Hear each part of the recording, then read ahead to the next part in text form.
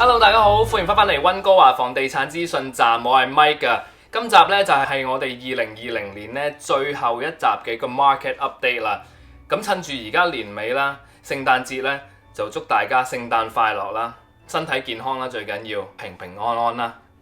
咁啊，我想同大家講一講咧，就係平時可能我都最近都係比較做得多嘅呢個睇樓團啦，咁就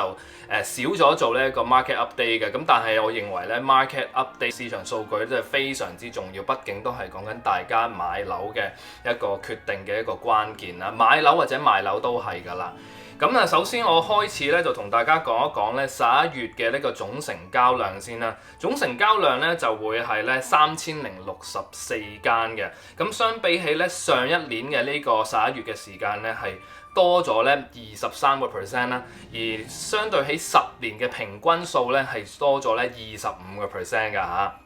咁之後咧，我哋繼續講埋落去咧，就會係咧 new listing 啦。咁 new listing 咧喺呢一個11月嘅時候咧，就係4068間啦，係相對起上一年咧係多咗36%嘅，而咧相對起10年嘅平均數咧係多咗22%啊。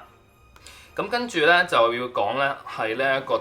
總貨量啦，總貨量咧11月嘅時候咧係11118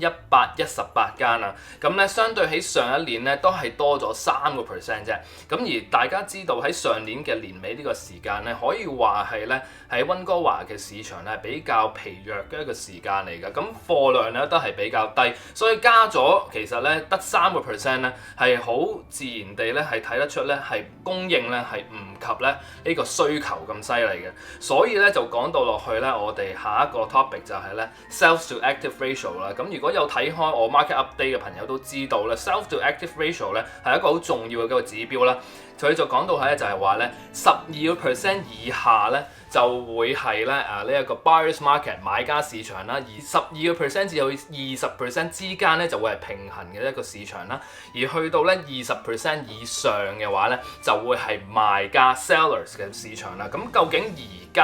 喺而家呢個時間究竟係點呢？首先我哋要睇翻由8月開始到而家11月嘅數字啦，包括咧8月嘅時候咧就係24% 咧已經係咧賣家市場噶啦，咁去到咧9月嘅時候咧就升到去28% 啦，而去到10月嘅時候就去到最新嘅新高啦，就係咧30%。咁啊，翻去咧11月嘅時候咧放緩翻少少，落到去10月嘅數字就係28%。大家有 follow 開嘅都知道咧，喺8月至到去呢個10月呢個時間咧，基本上每個月咧嗰個嘅叫做咧價格咧都係有上升嘅趨勢。咁陣間就會講埋我哋今個月嘅價格上升定係下跌啦。咁首先我哋講一講咧 sales to active ratio 咧，有3個房屋類別啦，即係 single house detached home 啦、townhouses 同埋 condo 啦，咁喺3個房屋裏面咧，今個月咧又係跑贏大市咧，就會係 townhouses 有40% 啊，即係可以話咧 townhouse 嘅 market 可以話咧係呢一個嚴重 sellers market 賣家市場嘅。其次咧就會係 detached home 啦，有28% 啦，就會係 condos 嘅，都有24% 都係咧 sellers market 嚟嘅。咁頭先我講到咧就係話咧價格嘅升跌啦，咁咧我哋通常咧睇價格咧就會係睇咧呢個 MLS 上面嘅 HPI 數字，即係 benchmark price。咁咧呢個 benchmark price 喺11月最新嘅數據嚟講咧就係咧1044000蚊嘅，咁相對起上一年嘅呢個時間咧係上升咗6%，其實6% 都係非常之多㗎啦，喺呢個價格上面去睇，而咧喺相對起上一個月嚟講咧，就輕微下跌咗0.1%。咁頭先我都講啦，就係話咧喺10月嘅時候係30% 咧呢一個 sales to active ratio 咧，而去到咧而家11月嘅時候咧係跌咗2% 去到28%咧，所以反映出 sales to active ratio 咧同埋我哋平均呢一個價格嘅呢一個升跌咧係有一個好大嘅關聯性喺度嘅。咁啊，我基本上咧，今次我哋個 market update 咧，我講到呢度啦。咁其實就會想同大家講一聲咧，就係咧，我哋呢一個 channel 都差唔多咧去咗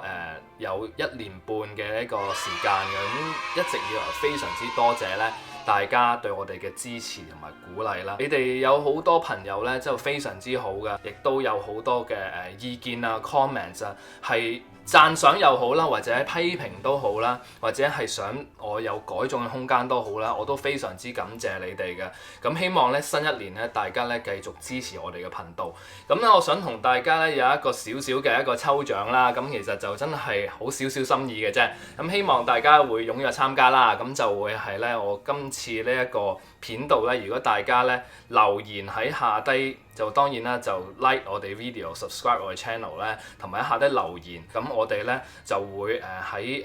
一個時間咧，大約片出咗一個禮拜之後咧，我哋就會抽出咧呢一個幸運兒㗎喺下低留言嘅朋友裡面啊嚇。咁希望大家就過一個愉快嘅聖誕同埋一個愉快嘅新年啦。